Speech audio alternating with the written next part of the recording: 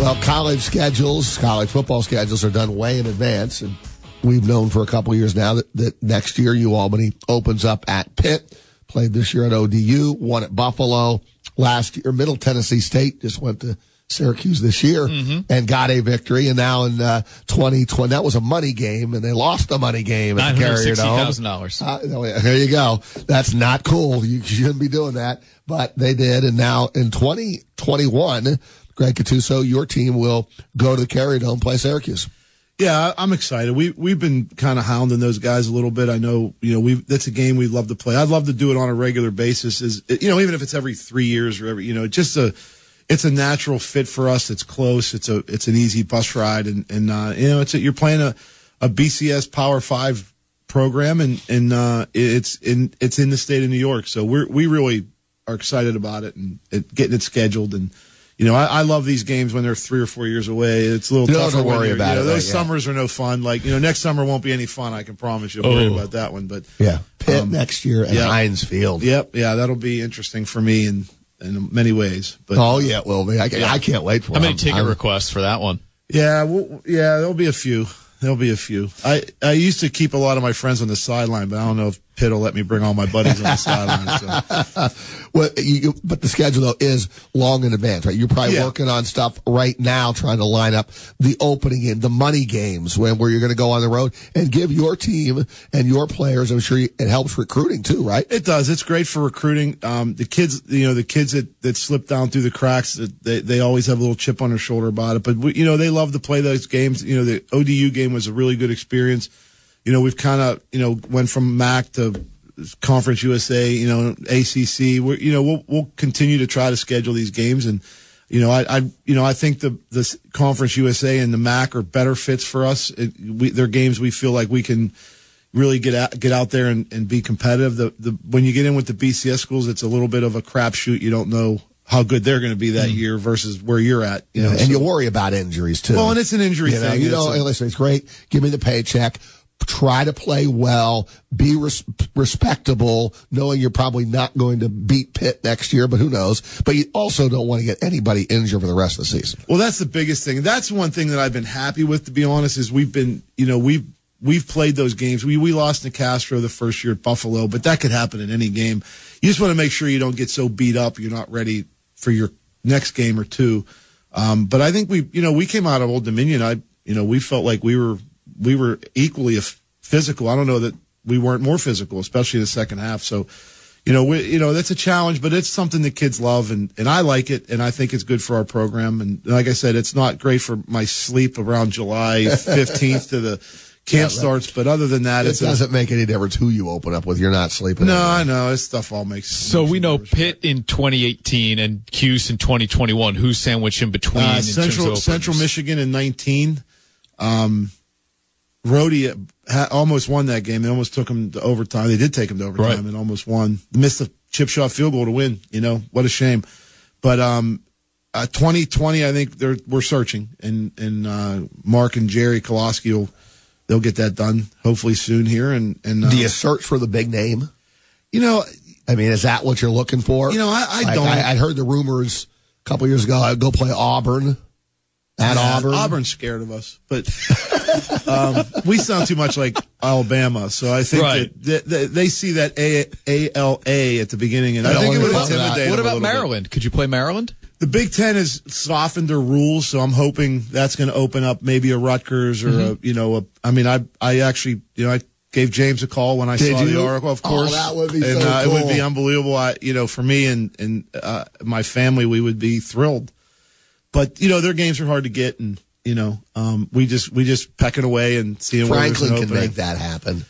I told him he could. This is an Akron, baby. It's really not. Yeah, that's right, Franklin. You start getting into the Big Ten, it gets a little scarier too. It does. That are the physical. That's where you get into the physicality and. Now they just beat up on Georgia State. Yeah, they whipped Georgia State and Akron and Pitt. So Yeah, but they have a stretch coming up. I'm They're not going to gonna- go Ohio State and Michigan back to back. And I think they're at Northwestern but too. he's done a good job up there. I guess everybody's screaming about now he called timeout or something. And, He called timeout. I didn't- 56-0. I didn't read to into that, ice but the kicker. Why did you do that? Well, his explanation was that it was the backup unit, and maybe Coach can relate to this. They were not set up properly in time, so he used a timeout. Now the kid still kicked it. It went through. He calls timeout.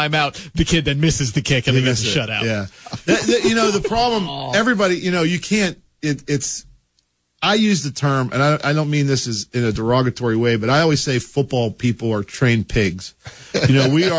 We are so routine oriented and so like everything's, you know what I mean? Like right. you see that with us. I mean, the way we practice, our practice schedules are, we just are routine oriented, and that's a good thing. Good football teams tend to be, you see that in military and you see that in places that are regimented, and that's what a good football team does. And not to defend, I don't know what happened. I know James well enough to know he wasn't being a jerk. I know James Franklin. There's no way.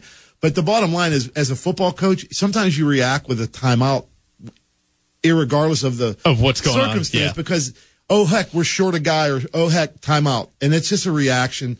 And I know the man. I think I know the man well enough to know. I definitely do, that he would never do that to show up a team, and we're not really that into shutouts that we would do something like that. I think it was probably just one of those things. So I guess we should forgive Mike Krzyzewski when several years ago, Albany playing at Duke. Okay, we can't even get the ball up the court, and Coach K's got the full court press on, and I'm doing a game. I'm like, what is this knucklehead full court press? We can't get the ball up the court. We're down by 100. Well, yeah. Okay. That's a little different, though. After the game, you know what he said?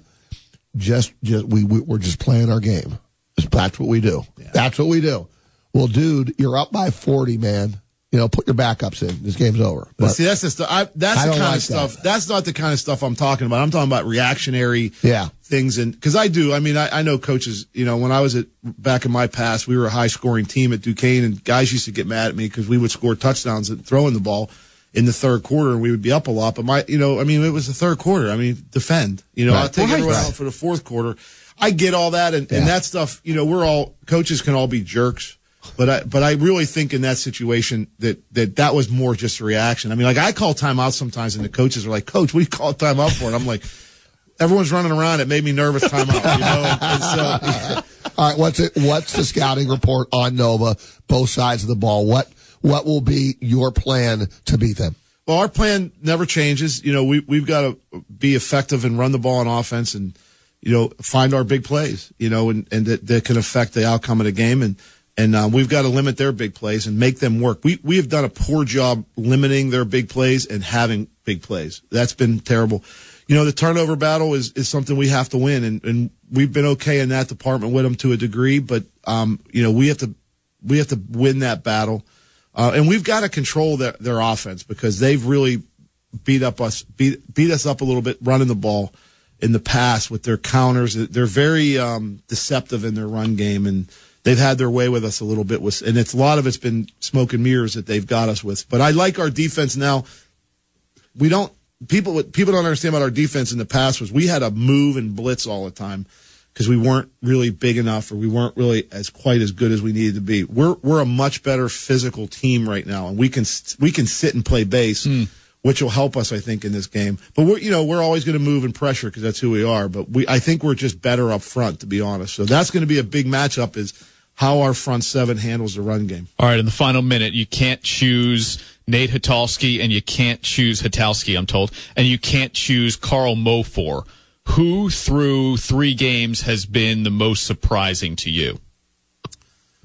Well, in a good way. That's really not a fair question, Chris. I mean, that's like, they've been the 2 most surprising guys. So. That's why I'm taking them off the board, because even I could answer that question. Hatalski has definitely been surprising. If there's a guy along the offensive line, maybe the average fan isn't noticing. I know Hatalski's a leading tackler. I know Carl Mofor has been a breakout. Okay. I would point out probably 2 people. Okay. It's hard not to say. I expect Diggs to get even better and better as he plays college football more. I think he's been very good. He's been somebody that's really given us a a go-to guy out there, a little more explosive. And I'm going to say, it's hard to pick one of those lines, but Mackay and Ritter Ritter's been pretty good, and he's held up, and he's really cares, and he's grown up. And Mackay for a freshman is ridiculous. Yeah. He's never been a center. He's not anywhere near where he needs to be. He's just athletic and but he's going to get there. He's going to be a great one. Down the road, he's going to be great. The cool thing with Mackay is, I don't know if you guys noticed it, but when there's a touchdown, he's the first guy to the guy. I don't care if it's a long, long bomb or it's a short run. He's just so into it. And so there's been a few guys that I wouldn't call them surprises, but I've been pleasantly happy with them. And the punt return thing, I didn't see this coming with D-Mac. I hope it continues. Yeah, he makes me nervous, but he's fun to watch. Do you ever maybe just turn your back to the field and close your eyes? Trust me, as crazy as it sounds, I do that sometimes because I'm very superstitious and I don't like to watch certain parts of the game, so I literally look at my sheet. But yeah, the punt return stuff has been interesting. All right, Coach. Well, listen, good luck against Villanova, and we'll talk to you soon. Thank you.